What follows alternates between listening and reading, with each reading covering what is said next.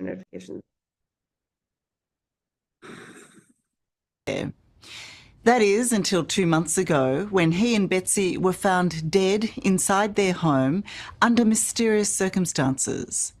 The tragedy of what happened, along with the final weeks of Jean's life, is wrenching. Sadly, he'll never know it, but his story is one of the most important this icon has ever told. Right here, he's guarding her. The dog? Yeah. The scene was as intriguing as it was tragic.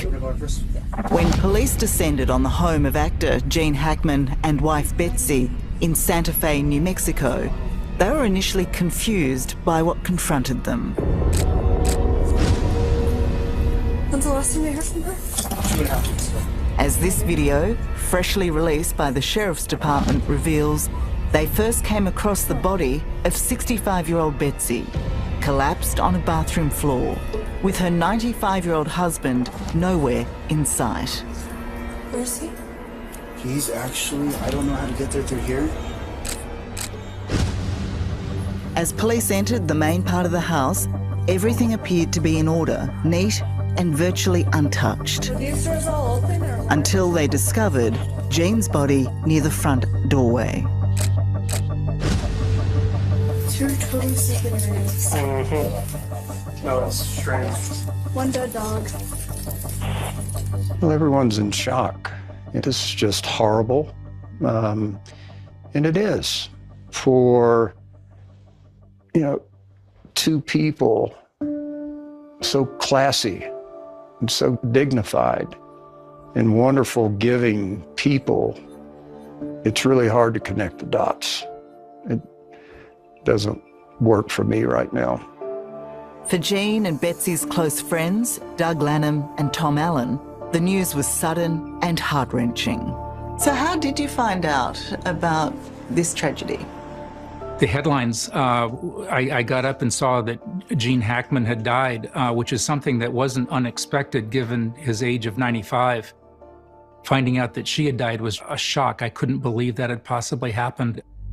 The Hackman deaths, discovered on the 26th of February, have not just dismayed their closest friends and family. The world has been shocked by the lonely end suffered by this Hollywood great and his beautiful and accomplished wife Betsy. A finale as mysterious and dramatic as any of Hackman's on-screen roles. One of the deputies commented just how strange it was that both Gene and Betsy Arakawa Hackman appeared to have dropped where they stood. This is an ending that perhaps no one in Hollywood would have imagined or would have written for this couple. No, in fact, this really isn't the ending anyone foresaw for Gene Hackman's life. For film critic Peter de Bruges from entertainment magazine Variety, Gene Hackman was one of his favourite actors.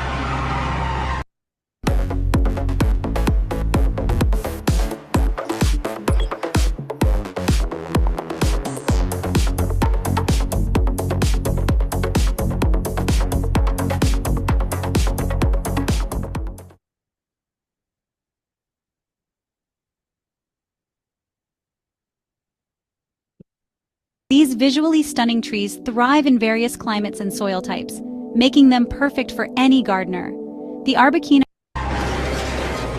who he hopes will be remembered for how he lived, not how he died. If you're relying on testimony to win this case, you've already lost it, fella. There are parts of his life that actually feel like they're really perfect for a Hollywood movie one of these days.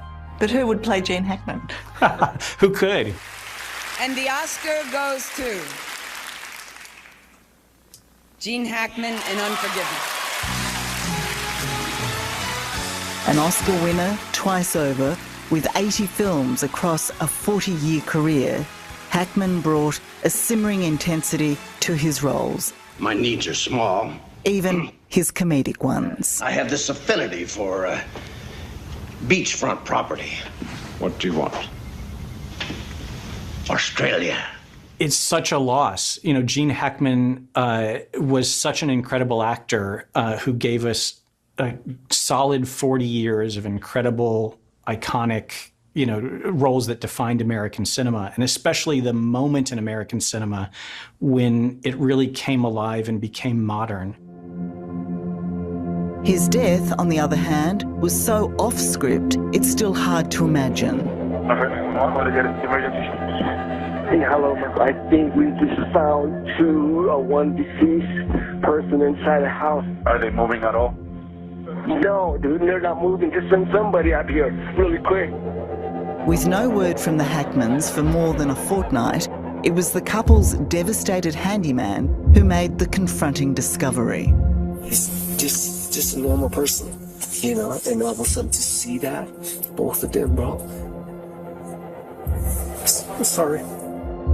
Betsy was in a partially mummified state, on the floor in the bathroom, with medicine scattered around her. Gene had collapsed near the front entrance, next to his cane and sunglasses.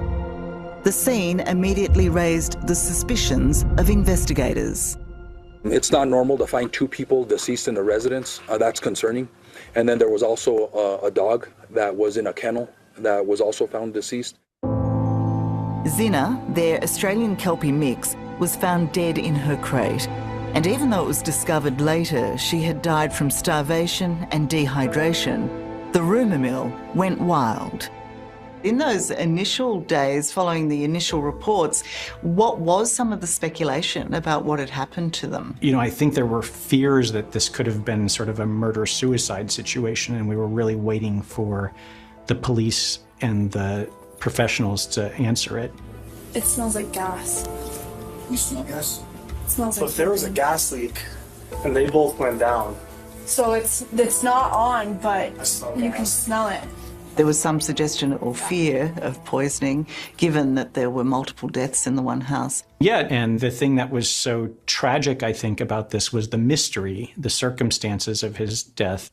And you really didn't want to let your imagination go too crazy. You just hoped that it was maybe the most merciful version of what we were hearing. For the couple's close friend, Doug Lanham, the conjecture was unbearable. It's very hard for me to talk about. Of course, everyone's speculating. Well, it could, this could have happened. Come on, let's just remember them for who they are. What the world did not know was that Gene had been in the grip of advanced Alzheimer's, and Betsy had been his sole carer. But perhaps most wrenching and shocking of all was to learn that Betsy had died first, a whole week ahead of Gene. How many days has it been? Since last contact? Yeah. 2.5 weeks. 2.5 weeks? And they don't really see them. No one really sees them other than phone texts. They're very private people. For friend Tom Allen, the death of Betsy, Gene's protector and lifeline, transformed this mystery into an unthinkable tragedy. I can't imagine it. What happened that last week. The cause of death for Miss Betsy Hackman, aged 65 years, is hantavirus. Adding to the bizarre nature of their demise was the cause of Betsy's unexpected death. She had contracted hantavirus, a rare but often deadly disease spread by the droppings, urine and saliva of rodents. It presents as a bad flu, which often leads to sudden respiratory failure. It was hard reading about it because at a certain point, it's fatal. I mean, she needed care 4 to 5 days earlier, immediate care, emergency care, and unfortunately didn't realize the situation. The cause of death for Mr. Gene Hackman, aged 95 years, is hypertensive and atherosclerotic cardiovascular disease, with Alzheimer's disease as a significant contributory factor. A week after Betsy died, unable to care for himself, Gene succumbed to his bad heart and Alzheimer's disease. Thinking about it, I mean, Betsy is, she really did take on quite a challenge being the caretaker, and she didn't have somebody taking care of her. But she never reached out. She never said, I need help. I mean, I would have been there immediately. I mean, it was something that I just felt so bad about, if we could have helped them. So what happened in the last week of Gene Hackman's life? As you're about to see, with Betsy gone, he was never more alone. It just brings you to your knees.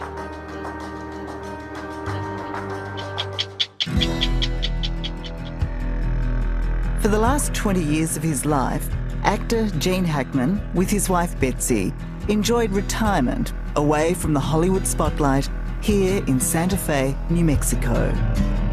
Life was filled with painting, music, their beloved dogs, and dear friends like Tom Allen and Doug Lanham. What was Gene like? For me, he was a prankster. I had a big target on my back.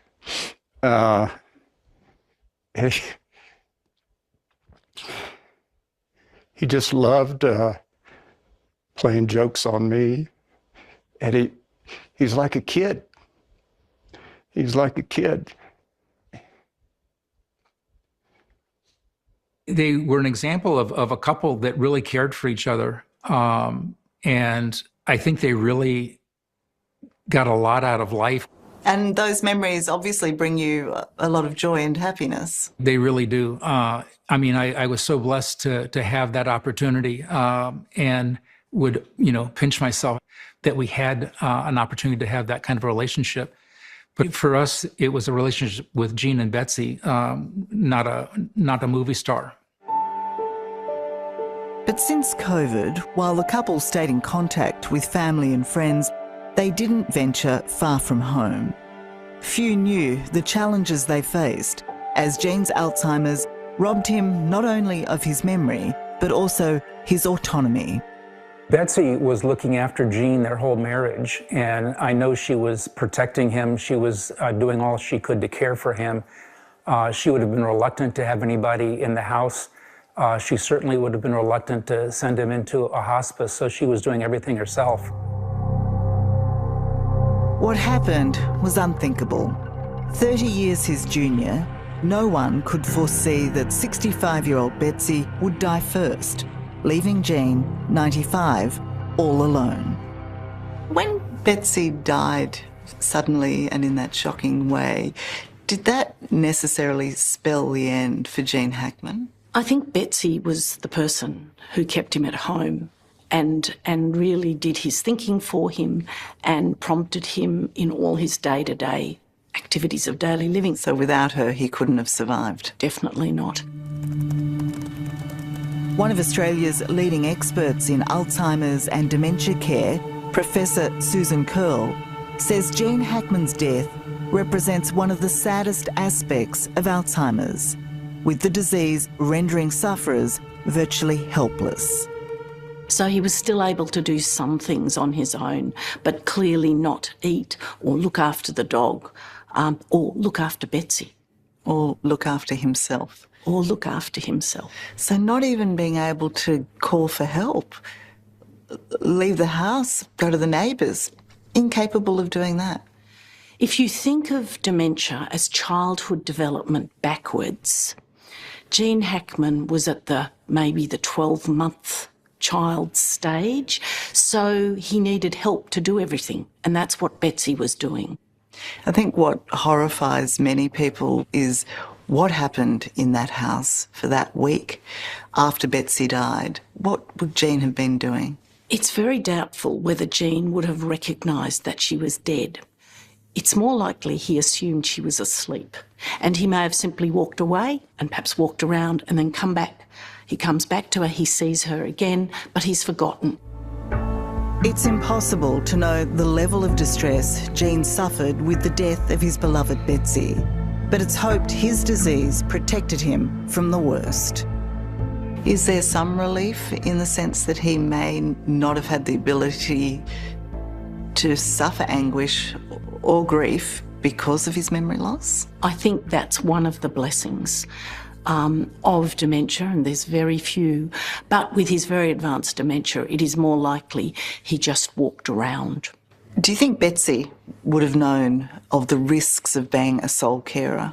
that his life was in her hands. Clearly she hadn't thought that far ahead. I guess she was considerably younger than he was. She was fit and well until the disease that killed her. So she probably wasn't thinking that. Also, I think she was reluctant to have other people come in and see the level of function that Gene had lost, the man he turned into. And I think she was protecting him from that. You just can't imagine what she was going through and supporting Gene to the end. We understand why you're so upset. It must be very hard for you to think about your vibrant friend, Gene Hackman, who ran at life, grabbed it with both hands, to know that he was so frail in those last days that he couldn't get help, couldn't get out of the house. It just brings you to your knees.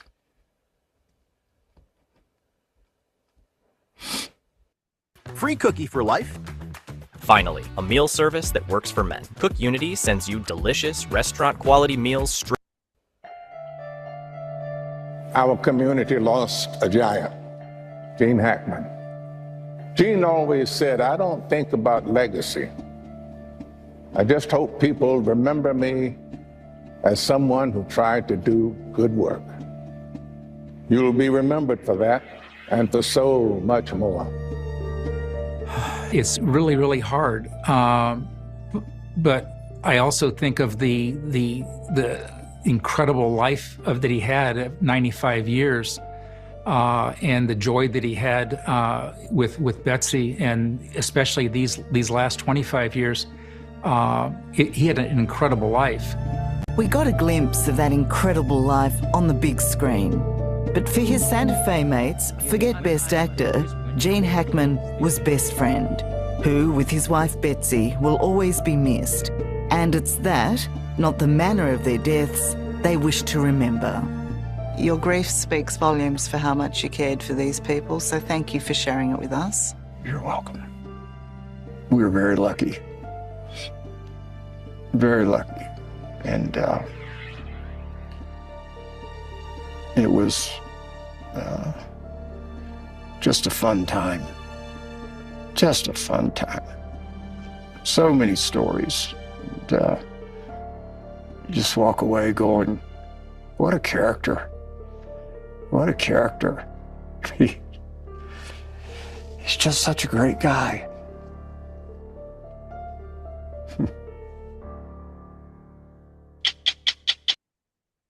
60 Minutes podcast, Extra Minutes. What's to be learned from Gene Hackman's lonely death? And okay. So, I'm wondering if anyone has any thoughts on that before I start talking on like what they maybe missed.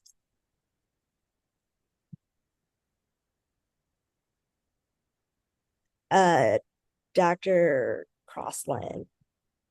Yeah, so I first want to say thank you for coming and offering your perspective so that we can learn more. And just already, I've watched that video many, many times. I never understood it until it was shown from a different perspective. So that's why we are quote unquote journalists, because we can help point people in the right direction. And that's what you've done for me. And so that's what I've learned because I've watched that many, many times. I had no idea they were talking about a disability. Thank you so much. Thank you. So something that I think that they missed in this is they didn't talk to any like caregiving groups. They didn't talk to any disability groups, and like caregiving groups include disability groups. So here's the thing, like they talked all around it, like, oh, they were alone, they were isolated, and it's like, that's, isn't this shocking? And it's not really. Like, most people who get into these situations where there's one, where you're caregiving for one person, isolation shows up very quickly. Like, this isn't new. It's just Gene Hackman was rich. Like, they cut off communication with all their friends. They were just texting. And there was no, and what does that stem from, that they cut everybody off? Well, that's stigma. Like, that's stigma because his memory was failing. He wasn't the person that people are expecting to see. And so, like, they touched all of that, like the whole thing, they touched it. They talked about, yeah, he was isolated. Yeah, she didn't, the doctor said something like she probably didn't think it through. But maybe she did think it through and was like, I'm not gonna go. What would that have looked like if she had gone and gotten help? And then the stigma around Gene Hackman having Alzheimer's, then we would have like 5011 like YouTube videos, 60 minutes, going through what Alzheimer's looks like and how sad it would be for Gene Hackman to have Alzheimer's. So in order to stop that, isolation, but that happens in our lives too. Like, how many of us have had a friend who is caregiving, or how many have been in a situation where they are caregiving or where they're being cared for, and your world gets smaller? And because your world, you make your world smaller because you're worried about, like, I caregive for my dad and did for my mom before she passed. And I was worried. I was constantly worried that the wrong person would come in this house and call the authorities on. I actually had people threaten it a couple of times. You're not taking care of your parents the right way. We noticed something. If you don't do this, we're going to call someone on you. And so we don't, like, there's this whole sad story about, look, he lost his memory, he did this, and isn't it sad he died alone? Yeah, it is. It's very sad that both of them died alone when neither of them needed to, but they had isolated themselves. And we missed an entire section of that story, a reorientation. Like, in news, we're supposed to be pointing out problems. And to me, I didn't feel like this really pointed out a problem, like, and offered solutions. It was just, isn't this sad? This guy died of Alzheimer's and his wife, oops, she died too. So he was alone. That was so tragic. But isn't he a great movie star? So that's sort of what I was thinking about. But I also, I was reading through a lot of articles going through this. There was an article around, and this is something that happens a lot with disasters and climate change disasters. What usually happens is they do like an autopsy, basically, of what happened. So there's all these articles. If you Google the last fires that happened in California a couple months ago, a bunch of disabled people died. And that's what normally happens in these disasters. A bunch of disabled people die. And then the media comes in and they said, look at this. All these disabled people died. Isn't that sad? And then the fires happen, and then a bunch of disabled people die. And then they write and it's every year. And never is there a point where someone says, how do we stop the disabled people from dying in the fires? There's never a point where a journalist calls. So in this, they're starting to get there. So in this most recent fire, there was an article that came out last week about the fires from a couple months ago, and they interviewed Center for Disaster Strategies, which is a organization that primarily helps disabled people get resources when a disaster is coming and after it's arrived. And so they wrote this whole article about disabled people, and basically the entire article was how resourceful disabled people were to get themselves out of the disasters. And they asked questions from disaster strategies. What can disabled people do to get themselves out of the disasters?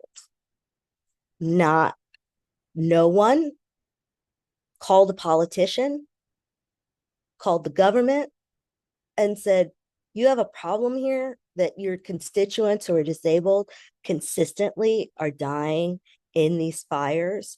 Do you have an evacuation plan?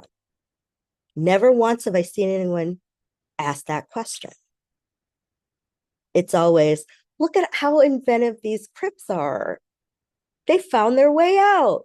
They've made a plan. And I'm all for making plans and like doing that. Like you should, but never have, like, there's no conversation around evacuation plans for disabled people with the government. There's just always you're on your own and figure it out. And no one is really on their own. Like we all live around each other. So I just wanted to open up conversations around things people have seen, experienced. If this resonates with anyone, if they can think back now to articles they've read where things haven't, like there's been no solutions, but lots of problems when we're talking about disabled people. The question that I was asked to answer or to talk about was, how can we engage disability groups for better coverage? I had a hard time, and showing examples, I had a hard time finding them. So I'd like to talk about that, and like, have you ever had a good experience with a disability or reaching out to them and getting information? Dr. Crossland. So to answer the last part of the question, good experiences, yes, because we now have Eric's Law. I know him personally. I started out supporting him on it. And so Eric's Law basically in Virginia and Maryland, I'm not sure in Virginia, but I know for sure in Maryland, their driver's license has a logo on it that alerts the officer or someone, emergency support, that they are disabled because they have an invisible disability, which is autism. And then they have also connected that with people who have diabetes and so forth and so on. So my question that I put in the chat, I have a law enforcement background and I'm trying to get a promotion to, like, say, a PIO. How would I point out in my press release? Like, they usually just say, check on your neighbors. Should we say, check on the caregivers? So that's my question I put in the chat. Yeah, I think it's just check on your neighbors, but like with an addendum being like, and remember that you live in community with disabled people and people who care for disabled people. Make sure that they, check in, see if they have a plan, and if not, try to help arrange it. Or, like we as Americans in particular have this idea that we're rugged individualists, and we're not. Like, because we live in community and we're interdependent, whether we know that we are or we accept that we are. And we become more interdependent as we age, if our bodies change, because your body can change and you can become disabled at any point in your life. And I think that we need to start being more realistic about who we are and who the people around us are, and paying attention to people and caring for people. And like, that sounds kind of like this really soft, like hippy dippy thing, but it's not. Like, we're all interdependent. And if someone is not well and they have a gas leak and you haven't seen them for a while, their house could blow up, which means then your whole neighborhood could blow up. We are interdependent. We live near each other. We go to the grocery store together. We have to check on each other. And until we make these decisions to stop pretending like we're rugged individualists and that it is weak or we're a drain on society. That's the other thing. There's this idea that disabled people are drains on society. And so when you become disabled, you kind of hide it, or someone around you becomes disabled, you hide them. And then no one is having that conversation. And so no one's talking to each other. No one's realizing that everyone works together. Like, if you're having an issue, it's better to work together. I have, I've been taking care of my parents for a while, and no one told me ahead of time that one day your parents just aren't going to be able to do it alone. No one said anything. So then I got dropped in it. And then all of my friends were like, oh yeah, oh yeah, it's really hard. And I was like, no one said anything, like, ever. Zach? Good afternoon. Great to see you, Cara. Thanks so much for doing this, and thanks everybody else for dialing in. I was actually at the VA this morning getting some medical care, and it strikes me like you're totally right. It's like, as a country, we can be so individualistic and like, you're on your own, do what you want. But at the VA, I would argue that, and like within the veteran community, I think it's quite different. Like, we have this whole infrastructure. Okay, it's flawed, there's problems with it, but like, there's a whole system set up to support us medically. And I have a disability and a disability rating within the VA. And I think maybe there are 16 million veterans, so everyone's experience is different. But I think that there's a degree of willingness to communicate and talk to each other and support each other within the veteran community in the way that I think in the broader society, we don't have that, especially when, like, I heard just a conversation today when sitting in the waiting room between a Vietnam era and a vet and a post 9/11 vet. And the guy was like, did you get your disability rating? Did you make sure that you're taken care of? And it was a very open conversation about making sure that they have the care that they need. And I don't hear those conversations in broader America, like, definitely not. So maybe it's between friends. But even still, like, I don't talk with non-veterans about these sort of things that I do. And I like, in many ways, it's sort of like let's call it a sort of socialized medical system within the military in a way that just does not exist across the country. So just some interesting parallels there. Yeah, I also feel like it it just shows you that, like, when a system is set up, then all of a sudden people are like, hey, did you get that? You need to get that. Don't forget to check in on that. Like, people, it spurs people to do that. And I think as journalists, we're supposed to be questioning all of these systems that are built up around us or not built up around us, right? We're supposed to, like, what I find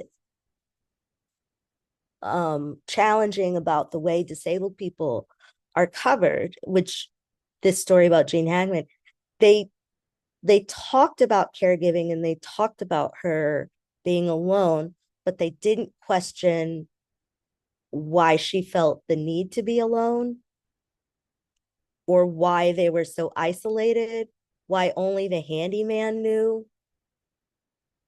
why the friends were just text friends at some point, because that was what was underneath was, oh yeah, we talked to him through text.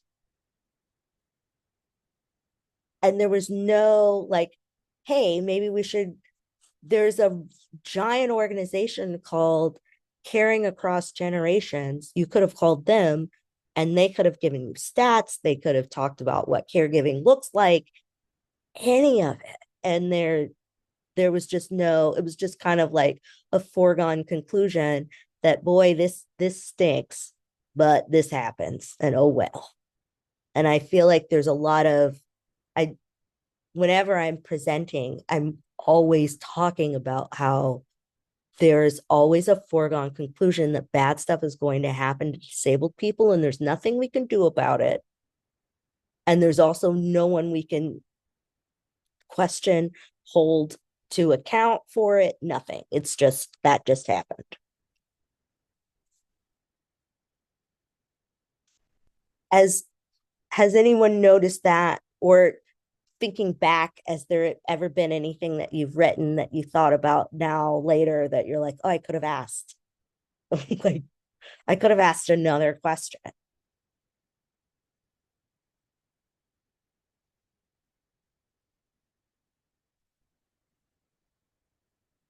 All right, I have. Go ahead. I'm sorry. Oh, so I'm a retired health administrator, and every time we go to the hospital or to the doctor, they always ask us if we're in a safe environment. And they can add to that, especially for caregivers, just as Zach said about how the veterans seem to communicate. So we could start there with the doctors, asking if there's a plan in case something happens to the caregiver. I think you can, but there's I will say that there's like a stigma with doctors too. Like I think a lot of disabled people and people that care for disabled people, when doctors ask those questions, there's a tendency to gloss over what's happening because they're afraid of punitive measures, like being put into nursing homes. A lot of people don't want to be in a nursing home. They want to spend their life like out. My mother said that she was going to go feet first out of this house, and she did. And because she never wanted to be in someone's facility. And so I think there's a doctors can ask that. I'm not sure that they're going to get the right answer, but maybe why not offer, instead say, I noticed you're I know you're a caregiver. Here's a resource for caregivers that you might want to call. I've worked with them, whatever. Instead of asking specific questions, I think there's ways to give resources so it won't turn people off or frighten them. I agree. I didn't even know the problem existed until you brought it up today, but I will definitely keep my eyes and ears open going forward to make sure my community gets what they need. Because I want my neighbors check in on me, but I know everybody doesn't have that. They don't. And if you don't have that, it doesn't mean that there shouldn't be some kind of support around you to get it. There's there's a lot of old people that like they didn't have kids and then everybody died around them and they don't have nieces or nephews. Like who are the support system around those people? And I think as journalists, we need to start questioning how people are being left like that. But also, when we're questioning that, make sure that we're not offering nursing homes or institutions as the solution. If people don't want an institution. And I think there's a lot of, oh, okay, this person's alone, they don't have anything, stick them in an institution. And we have to think beyond that as journalists and ask other questions, because people, even though they're old or disabled, they're still people. They have wants, they have needs. And it doesn't mean that because you're disabled or old and disabled that your life should then end in some kind of punitive measure. Like where, okay, no one's around, so you gotta go to old people prison because that's where we don't know what else to do with you, so you gotta go.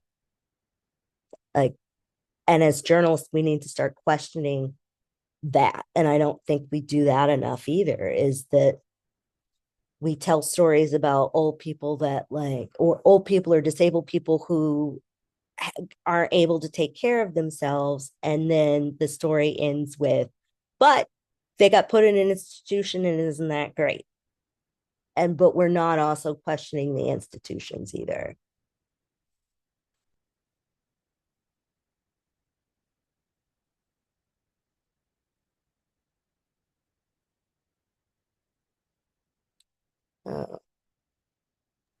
Cara, if I can jump in with a question for you. One of the things when we started this work in the previous iteration where we were doing a train the trainer model, where we had a cadre of veterans, many of whom disabled, who learned from people like you who specialized and worked in this field for some time.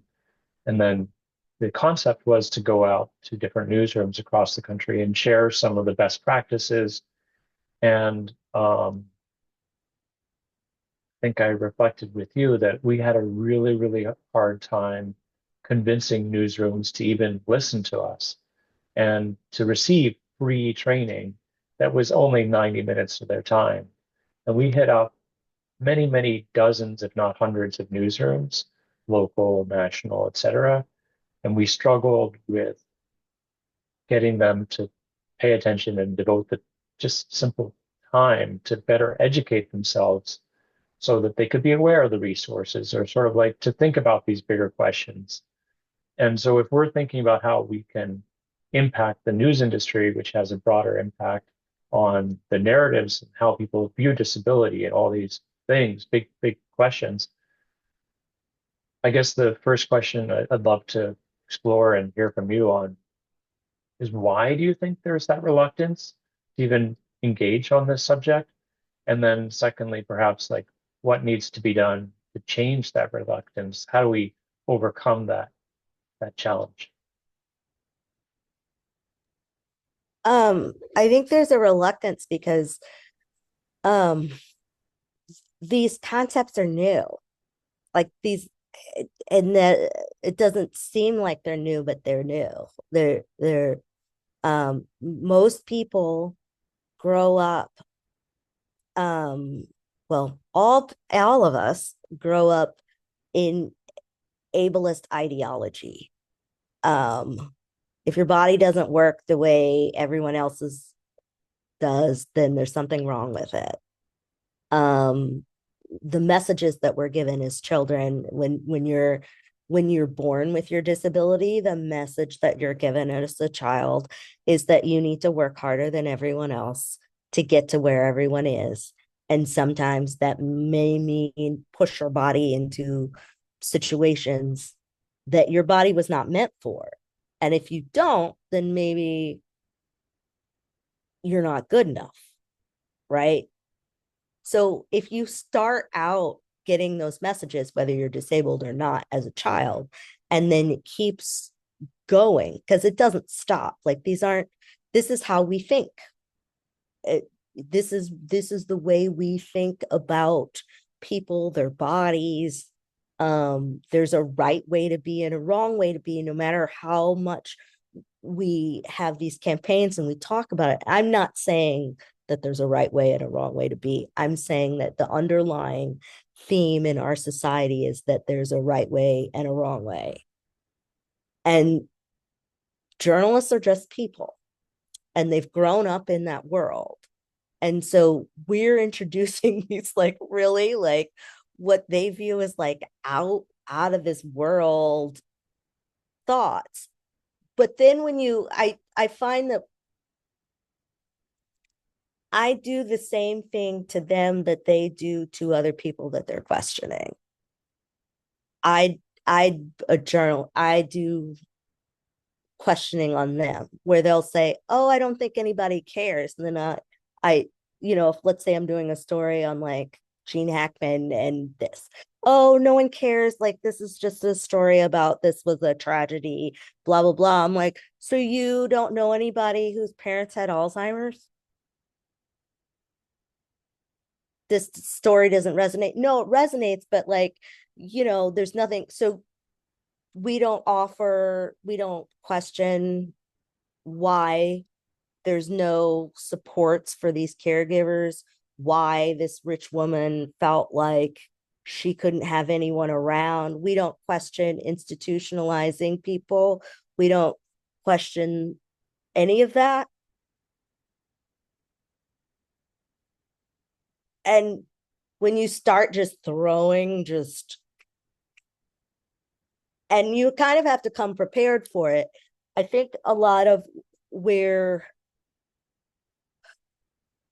I, when I first started doing this work, I would come in and like, I started doing this work when I was actually in newsrooms, and I would get into the room trying to tell the story and tell the story in a different way.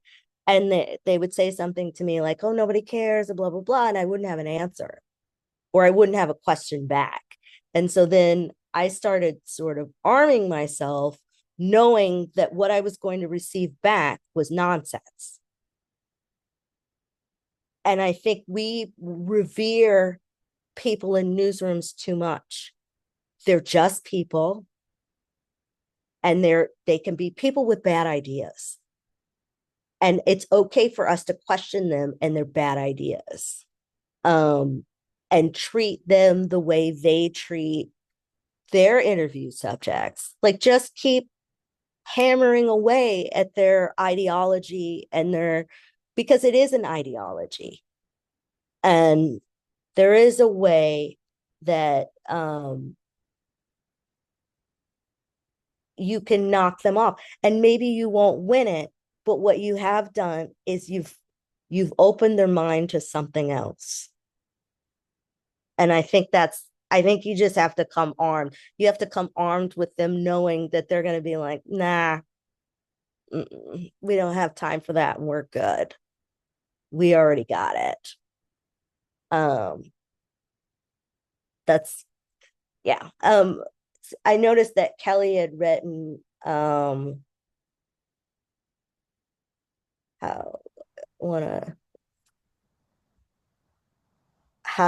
to not feel sorry. Like, that's sort of like do you want to ask it, Kelly? Do you want to? Yes, and I apologize. As I'm getting my feet wet again, I haven't, kind of rusty. I haven't written for 20 years. And so I just, recently received my press pass. And others, they want to understand more about PTSD and MST. And I'd like to educate, but am I offending a reader? I'm not going to go into details, of course, but if they say, do you have PTSD? Others don't understand there's types of PTSD, combat PTSD and others. But being a female Marine, or, servicemen and women have MST, and many don't know what MST is, that acronym, when I say that. So I, will spell it out. And I just didn't know, am I offending a reader? Is that too much information? Or am I doing a service or educating one to know that it existed or it didn't exist in the military? Sorry, that was the wind that blew the door shut. Because it will come up. And I'm writing a memoir in the future as well. But that's different. When I write hard news articles, or we had brought up again with, I'm working a lot with I volunteer at the VA as well. And I don't bring it up then, but when I write, should I just leave it out and just say I have a disability and leave it as such? I feel like that's a personal decision, but I also feel like you're not obligated to. And you shouldn't feel obligated to tell people your business. I do think that like it will inform how you report for sure. And it will make you a more well-rounded reporter around, especially around those issues. But that's like a personal decision for you. Like I can't tell you that. I mean, but I will say that you shouldn't feel obligated to say it if you don't want to. Right. Well, I was just asking for even those that are listening, even for me to post that, were people shocked that I even asked that question about MST? You know what I mean? Just to offend people, when I say MST or military sexual trauma. As a reader, it doesn't. No. So, okay. Thank you. Thank you. And thank you for doing this, Cara. I really appreciate it. Thank you. Do we have any other questions or thoughts? Hi, Cara. I just want to talk about what I put in the chat. I was just talking to a friend who works at the Minneapolis Tribune in the Twin Cities last night.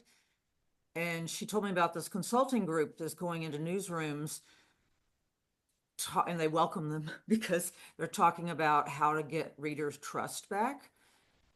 And I would argue that getting readers' trust back is also making sure your representation of different marginalized groups is accurate.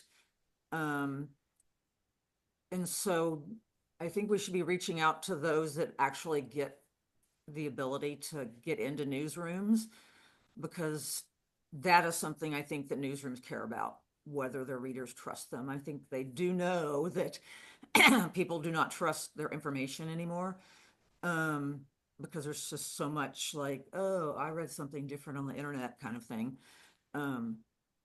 So I think working with some groups that may already be successful and talking to newsrooms would possibly. And the other thing I liked, I mean, she just told me that she had volunteered to be one of the people listening to the consultant. And it's, I think, a woman directed, and majority of the people involved are women of color. And so that made me think that, okay, this is a group that hopefully will be able to, get some changes happening. So I just throw that out because I thought it was fascinating. And this is a big newsroom, like this is the biggest paper in Minnesota. So, and she's a person of color, my friend. So I think maybe if we could have some partnerships with those folks, it might get us into newsrooms, because I see millions of ways to add disability representation into what they're doing. And so I think we all need to start partnering a lot more, because like my organization is going to partner with Cara, like I'm going to do one of these talks too. See, the more we can like cross-pollinate everything, I think it is really a good idea. Okay, I'll be quiet. Yeah, like movement building. I mean, that's kind of what this is. It's movement building within the journalism industry. And we try not to, yeah, I know that like as soon as you say movement building and you start using activist words, journalists immediately are like, oh, we're not allowed to do that. And but you're allowed to do that in your own industry to make sure that they're doing the right thing. Like, um, I know I've had experiences in newsrooms where I'm like, hey, can we talk to this person? They're like, that's an activist. They may not know what they're talking about. Let's just go back to the same person that we talked to about all the time. And it's why can't we get a different perspective and then fact check it? Um, make sure that what they're saying is truthful, just like we do everyone else. So, and I would also add that journalists are just people too. And I think the audience, like back to the Gene Hackman story, which is horrible, but everybody watching it, I think, was like, oh, well, at least they died. Like I think that is the message that is in most people's head. Like the audience, the journalists, they're like, oh, it's so sad they had this tragic week, but at least they're dead now. I mean, I hate to be that flip about it, but I think that is in people's brains, especially with things like Alzheimer's. You know, the better off dead kind of rhetoric is so embedded in the ableism of the world, not just the US. Okay, I'll shut up now. no, it's true. It is. There's always like, well, that ended that horror and they're dead and they're together. Isn't that great? And you're like, no, like, I, there's um,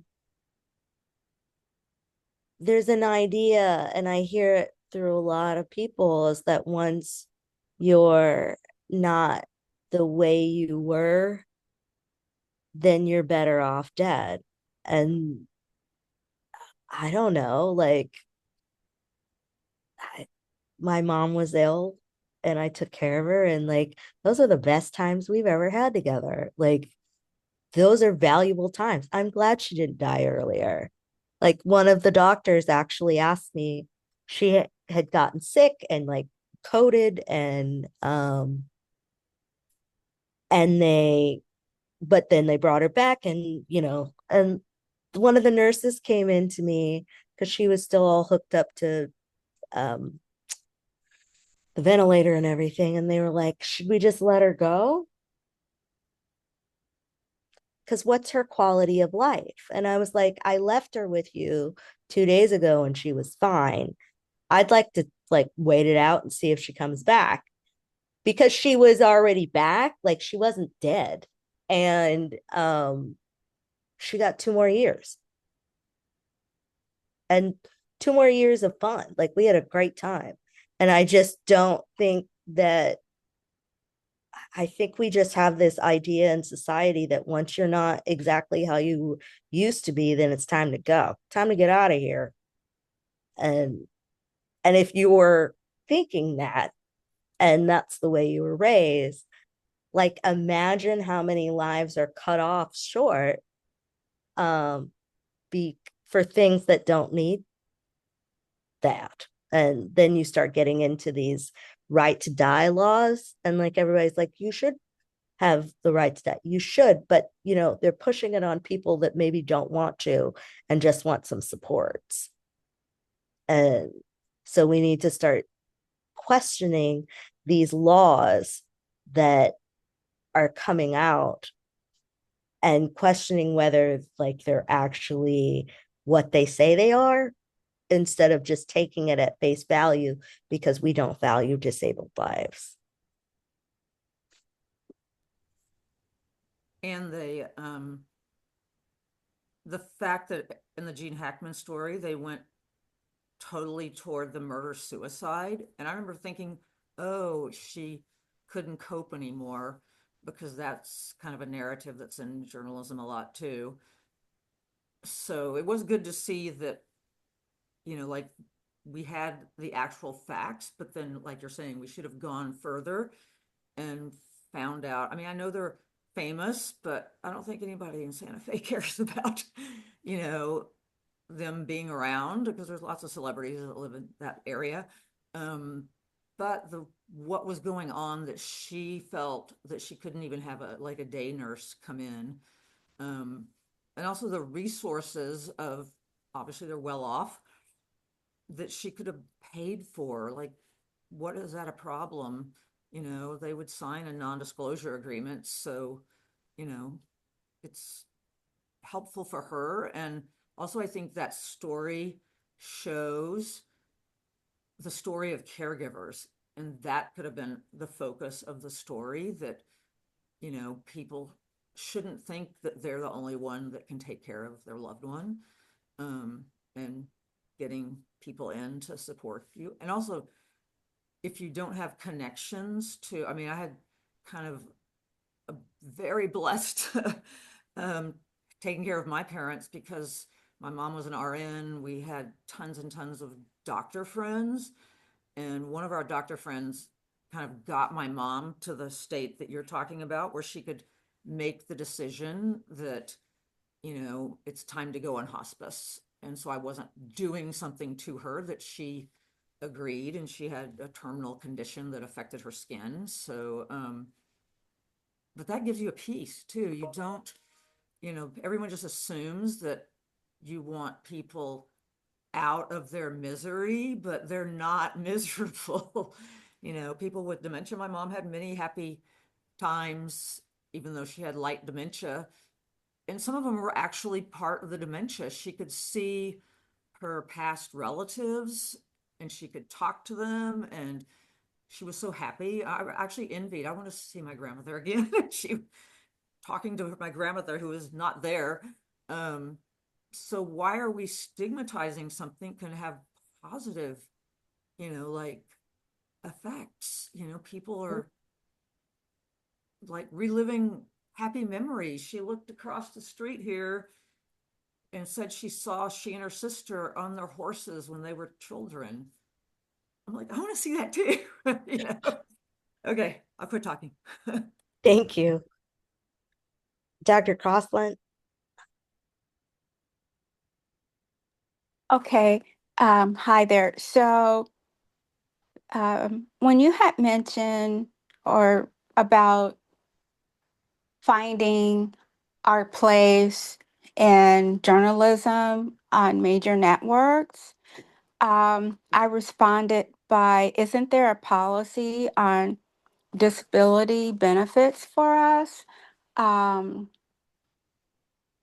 So I'm not, I would have to research it. I know because of my mom's landmark Supreme Court case, the EEO statement says we will not discriminate against a person based on their disability, race, religion. That's because of my mom's landmark Supreme Court case, because she was told that she could not even apply for a job because of the color of her skin.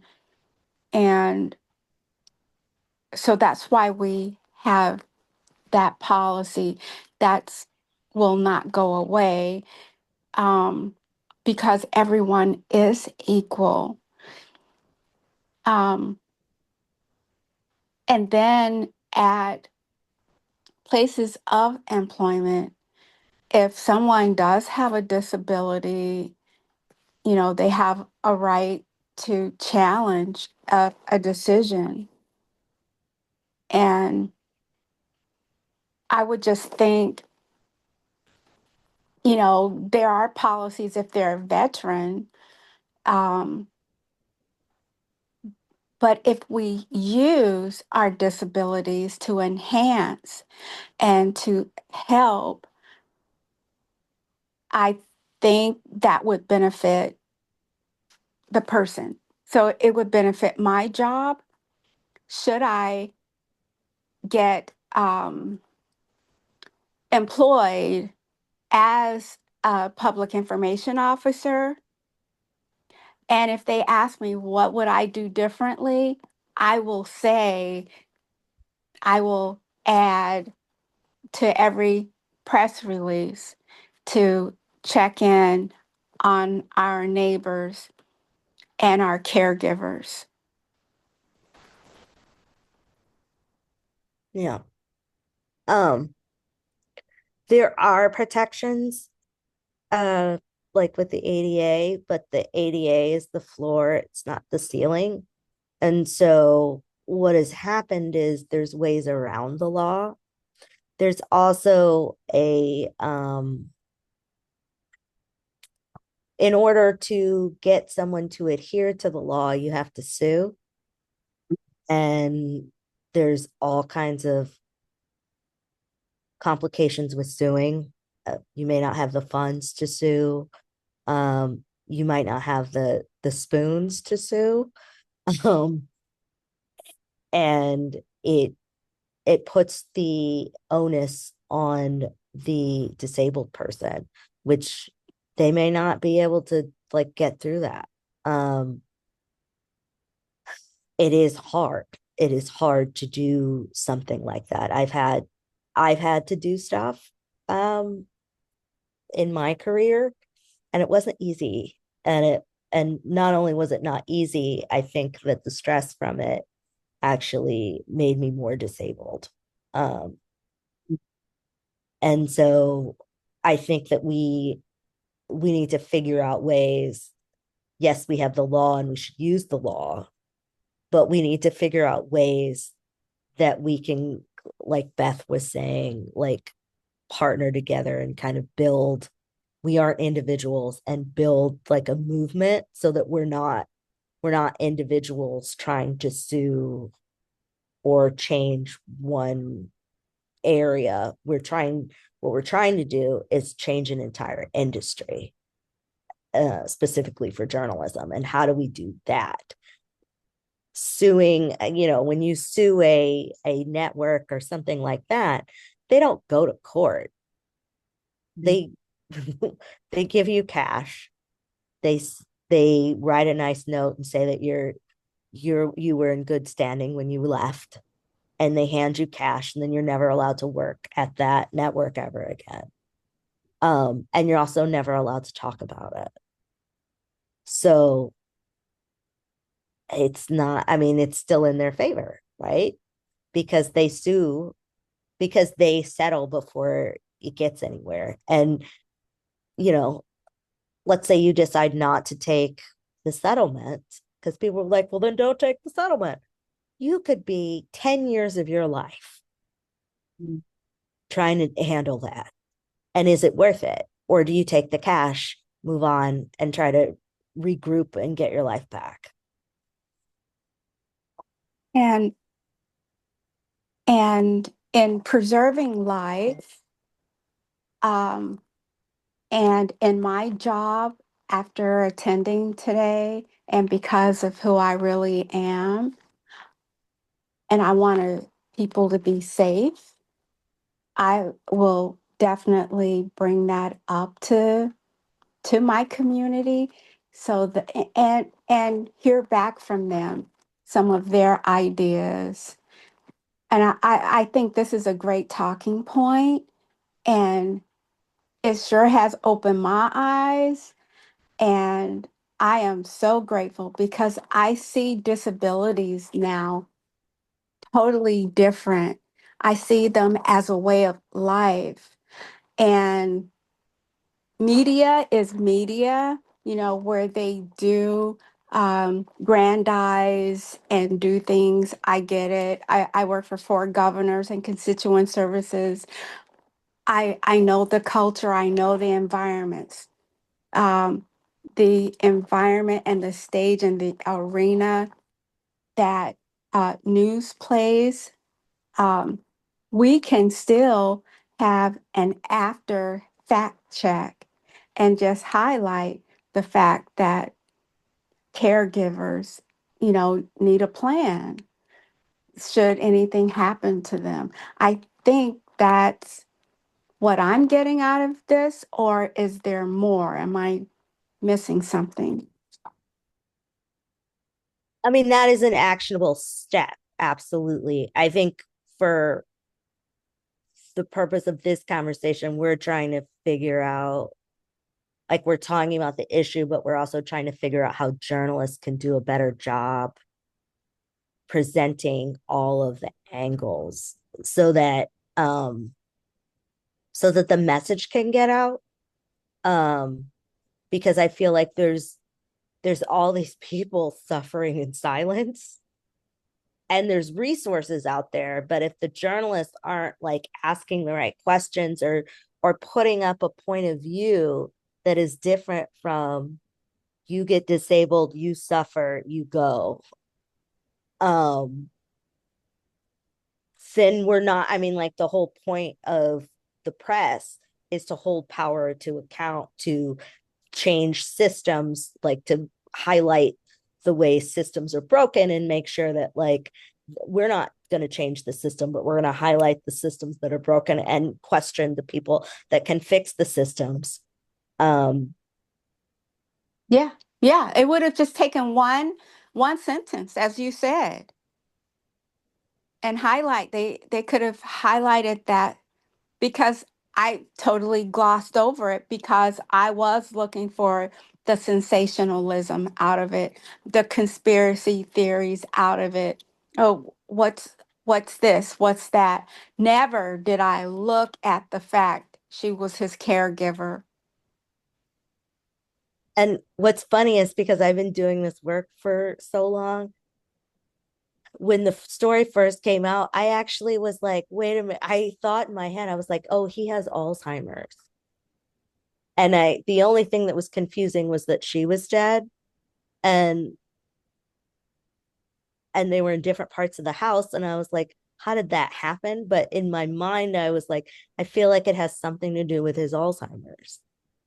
And and it's a pretty common story. Like, not that she died of the hantavirus or anything, but like that they're in isolation together and something happened. Like, it could have been a fire. It could have been a hurricane. Like, it could have been anything that put them in that position where they were in isolation, and that a disaster struck. And because they were in isolation, no one knew. Correct. And we can't hold the media accountable, so that, because that's what they do. They just put out a little bit of information, but they steered us totally on purpose in the wrong direction. Whereas, he was suffering there for that whole week. He basically starved to death as well, probably, because he didn't have anyone to care for him. And I guess his family don't check on him regularly. And it was like you said, why wasn't there like a nurse or someone else supplementing his caregiving? Yeah. So now, I'm going to make sure that, well, see, I know for me, I have neighbors, and like you said, no one wants to be in a facility, but there are facilities as an option, or when the nurse comes, yeah. But in emergency situations, I'm definitely going to add the statement to check in on caregivers. Yeah. Thank you. Thank you. I feel like if we don't have any other questions or no one wants to chat, I think we can probably close out. But I appreciate everyone's thoughts and for coming out and listening and engaging in the conversation. And it was gloomy, like you said, it was going to be. Yeah. Yeah, there's no, because, the first thing I thought, well, I have, Alzheimer's, my neighbors have Alzheimer's, millions. I live in a senior community. So, most people here have Alzheimer's. So, it would be just like if, if color would have been an issue rather than a disability or a religion. So, yeah. All right. Well, thank you everyone for joining us in this essential conversation on disability narratives led with insight and passion by Cara Reedy. As we've explored throughout this series, the way disability is represented in media has a profound impact, not only on public perception, but on the dignity, agency, and rights of disabled people everywhere. Our voices matter, our stories matter, and the work of reframing these narratives must be ongoing and intentional. On behalf of MVJ, we hope this series has not only informed you, but inspired you to take part in reshaping the stories we tell and how we tell them. Let's continue to elevate disabled voices, challenge outdated tropes, and create media that reflects the full complexity of our communities. And we're not done yet. You can join us next month on May 21st at 6. This one will be at 6 p.m. Eastern Time, and it will be hosted by New Disabled South. And we look forward to continuing the conversation and pushing for change together. Thank you all for joining. Thank you. Thank you, Cara. Thank you.